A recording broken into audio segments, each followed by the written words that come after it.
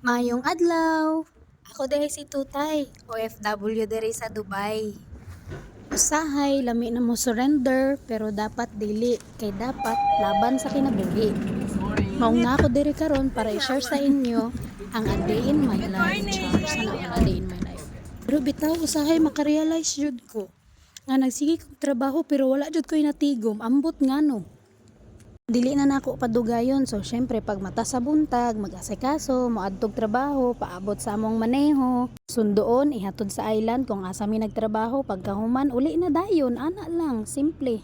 Tanawarang sunset nindot kaayo, di ba? Murag ako nindot. Ay, sadang nindot or gwapa ay.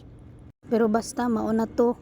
Lami kayo titigan ang sunset, labaw nagnaakay kauban nga ang imuhang kabit. Ay, pisti. Hoy, joke ra to ha. Ayaw ninyong seryoso ha. Bad baya na. So, mauto. Pag uli na kog balay. So, syempre, pahuway gamay. And then, mag-asikaso ko sa kuang kaunon. Karon, magpasta ko kay naman ko'y nakuha sa checkout nga mga food. So, libre na nga akong panihapon. So, naghiwa kog carrots. Kita naman siguro mo og kanisya. Kanang mura siya og meatloaf. Pero meatloaf, yun ang tawag na din hiya. Naghiwa kog kamatis. So, syempre, para lami ato ang pasta. Murag Italian style ba na? Agyon may kamatis. Ayaw lang tong kamatis nga gikan sa lalaki nga kanag ganing bagong naman yun out of topic naman ni sa auto pass forward paspas kaayo nagpabukal na ko din kuan sa ito ganing pasta o niya ako anang gigisa to nga ako ang mga sahog.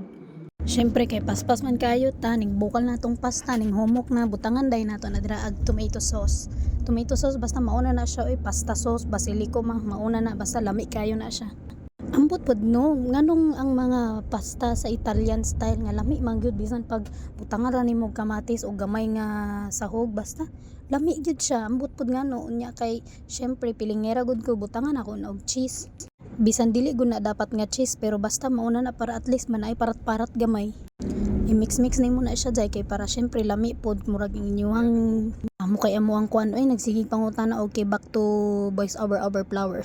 Siyempre, imekos-mekos ni mo na siya pinaka-nindot. Unya, pagkahuman, ibutang ni mo na nga ako ang ginisa din ha ang sahog na ko. So, mauna na siya. Unya, nagpabukal ko og itlog. O, tanawara.